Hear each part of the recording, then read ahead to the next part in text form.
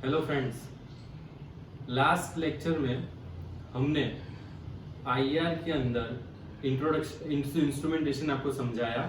साथ ही साथ आपको इंस्ट्रूमेंटेशन के अंदर हर एक कंपार्टमेंट को एक्सप्लेन किया। तब मैंने बोला था कि जो सैंपलिंग टेक्निक्स होती है आईआर के अंदर, सैंपल सेल के अंदर जो हम सैंपल्स इंसर्ट करेंगे वो उसका मैं अब वीडियो इस लेक्चर के अंदर हम समझेंगे। वैसे देखना जाए तो सैंपल्स जो रहते हैं वो तीन स्टेट में हो सकते हैं, solid, liquid and gas.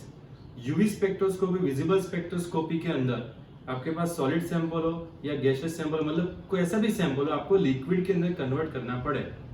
But IR के अंदर हमें इतना अच्छा बेनिफिट मिलता है और साथ ही साथ हम ये कह सकते हैं कि हमारे पास तीन ऑप्शंस अवेलेबल रहते हैं कि अगर आपके पास सॉलिड सैंपल है, स्टेबल, अगर सैंपल की स्टेबल स्टेट सॉलिड है तो आप डायरेक्टली सॉलिड यूज कर सकते हो, लिक्विड है तो लिक्विड यूज कर सकते हो, और गैसियस है तो गैस यूज कर सकते हो।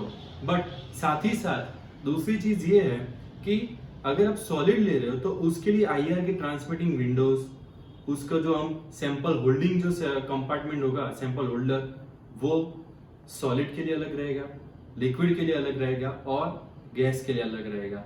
सो अभी हम इस लेक्चर के अंदर हम आपको सिखाएंगे कि कितनी कितनी टेक्निक्स होती है सैंपलिंग की आईआर के अंदर। सो सॉलिड, लिक्विड, गैस तीन स्टेट होती है और तीनों के तीनों सैंपल हम प्रिपेयर कर सकते हैं।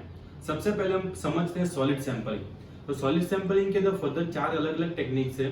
फर्स्ट टेक्निक है सॉलिड का सोल्यूशन बनाना। It is a very simple technique that what you are doing, you are taking up suitable solvent with respect to solid and you are dissolving your solid in that solvent। मतलब आप जो solid compound है आपने जो लिया है, आपका sample से जो लिया है, अगर वो किसी सुटेबल सॉल्वेंट के अंदर डिसॉल्व होता है तो वो हम उसका सोल्यूशन बनाएंगे।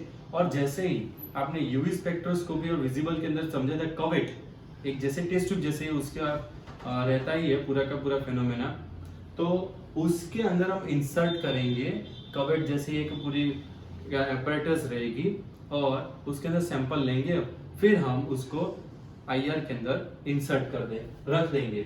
बट एक ड्रॉबैक ये रहता है कि आपके पास बहुत सारे ऐसे सॉलिड्स रहते हैं, तो हर एक सॉलिड के लिए सुटेबल सॉल्वेंट लाओगे कहाँ से? तो ये चीज रहती है कि हर एक सॉलिड के लिए आप सुटेबल सॉल्वेंट नहीं ला सकते। सेकेंड ड्रॉबैक कि सभी सॉल्वेंट्स, जितने भी सॉल्वेंट्स है वो उसमें से एक भी सॉल्वेंट आईआर को ट्रांसपेरेंट नहीं है। It is not transparent in the IR spectrum, क्योंकि सॉल्वेंट खुद कोई फंक्शनल ग्रुप कैरी कर रहे हैं, उनके पास एक मॉलिक्यूलर चेन, उनके पास उनका एक खुद का स्ट्रक्चर है, तो वो खुद किसी आईआर बैंड के ऊपर एब्जॉर्ब होंगे।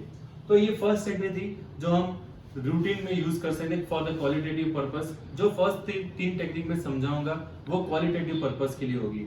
Second technique solid films. तो जो हमने देखा ऊपर फर्स्ट टेक्निक के अंदर सॉलिड सॉल्यूशन, सो दूसरा फिर आइडिया ऐसा रहा कि अगर उनके हम फिल्म बनाए तो फिल्म इन द सेंस कि क्या होगा, आप एमोर्फस कंपाउंड लेंगे, एमोर्फस मतलब उसको हम बहुत ही क्रश कर लेंगे पाउडर के फॉर्म में, और फिर उसको किसी एक आइदर केबिया और NaCl उसके ऊपर डिपॉजिट किया जाएगा। मतलब आपका जो fine powder, grounded powder sample है उसको हम डिपॉजिट करेंगे केबिया या तो NaCl की प्लेट के ऊपर। तो वो हमेशा एक चीज याद रखना कि आपका अगर क्रिस्टलाइन सब्सटेंस है तो उसको कैसे एमोर्फस में कन्वर्ट करोगे। तो सिंपल सी चीज है, क्या करो, उसको अगेन सॉल्युबल कर दो किसी सॉल्वेंट के अंदर, फिर सॉल्वेंट को इवापोरेट कर लो। जैसे ही सॉल्वेंट को इवापोरेट कर लोगे तो आपको वो क्रूड फॉर्म में मिल जाएगा। तो यहाँ पे कुछ इस तरीके की प्लेट्स रहेगी, यहाँ पे मैं ड्रॉ कर रहा हूँ। रेक्टेंगुलर प्लेट भी हो सकती है as well as disc, circular भी डिस्क हो सकती है।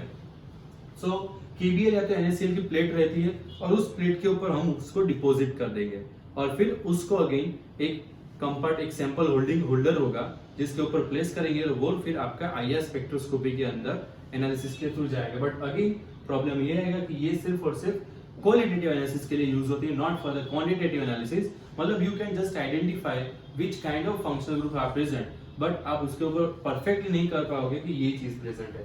थर्ड टेक्निक है मल्ट टेक्निक। मल्ट टेक्निक के अंदर क्या किया जाता है कि सॉलिड सैंपल लिया जाता है और उस सॉलिड सैंपल को एक मिनरल ऑयल आता है जिसका नाम है न्यूजॉल, ये रहा, this is a mineral oil.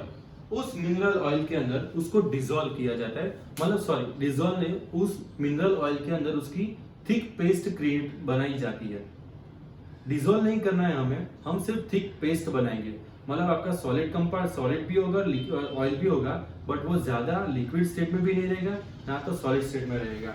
तो उसके थिक पेस्ट हम बनाएंगे और फिर वो थिक पेस्ट बन जाए उसके बाद क्या करेंगे कि जैसे मेरे पास ये डिस्क फॉर्म में 2 केबीआर की प्लेट्स हैं, तो क्या होगा कि अगर मेरे पास ये 2 केबीआर की पैसिव प्लेट है डिस्क फॉर्म में, तो मैं इसके ऊपर सेंटर में, मतलब अब यहाँ पे देखना कि सेंटर में वो पेस्ट को मैं यहाँ पे उसके ऊपर स्प्रेड कर दूंगा। तो जैसे ही मैंने सेंटर में, अब जैसे मैंने यहाँ पे इसके ऊपर स्प्रेड कर दी तो मेरा कुछ इस तरीके की डिस्क दिखेगी। ये आपको इस एंगल से ऐसे ही दिखेगा। अब आप क्या करोगे कि आपकी जो दूसरी प्लेट है उसके ऊपर रख दोगे ऐसे। तो ऐसी दोनों प्लेट को हम ऊपर रख देंगे ताकि आपको ऊपर से दिख जाए कि हाँ मेरी जो प्लेट अब इसके ऊपर हम रखेंगे दूसरी डिस्क को। तो थोड़ा समझ में इस तरीके से रखेंगे हम। यहाँ पे मैं इस तरीके से दिखा रहा हूँ तो आपको सब समझ में आ जाए। और फिर उसको एक सैंपल होल्डर के अंदर हम इंसर्ट कर देंगे उस डिस्क को और फिर आईआर एनालिसिस के लिए रख देंगे। बट ये न्यूट्रल ऑयल है और हमें पता है मिनरल्स ऑयल जो रहते हैं उनके जो फैटी एसिड्स वो सब amino acids and functional group present होते ही हैं, तो वो खुद किसी पर्टिकुलर आईआर बैंड के ऊपर एब्सॉर्ब तो होंगे। सो ये ड्रॉबैक रहता है जब हम मल टेक्निक यूज करते हैं। अदरवाइज ये टेक्निक बहुत अच्छी है कि मल टेक्निक के अंदर इतनी जो बैंड लिखी है 2915, 1462, 1376 एंड 719 सेंटीमीटर इनवर्स, ये पर्टिकुलर 4 वैल्यू के ऊपर आपको आईआर की फ्रीक्वेंसी आईआर बैंड ऑब्जर्व होती है। अगर आपके सैंपल के अंदर ये बैंड एब्सेंट है तो आप आइडेंटिफाई कर पाओगे कि ये न्यूट्रल की बैंड है। बट अगर आपके सैंपल के अंदर इसके सराउंड में या तो इसके आसपास कोई भी बैंड मिली हमें, so how can you conclude, आप कैसे उसको पहचानोगे कि ये जो बैंड है वो मेरे सैंपल की है या मेरे न्यूट्रल ऑयल की जो हमने यूज किया है वो।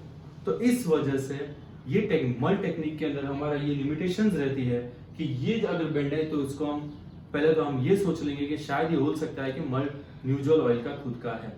अदरवाइज ये टेक्निक बहुत अच्छी है क्वालिटेटिव एनालिसिस के लिए।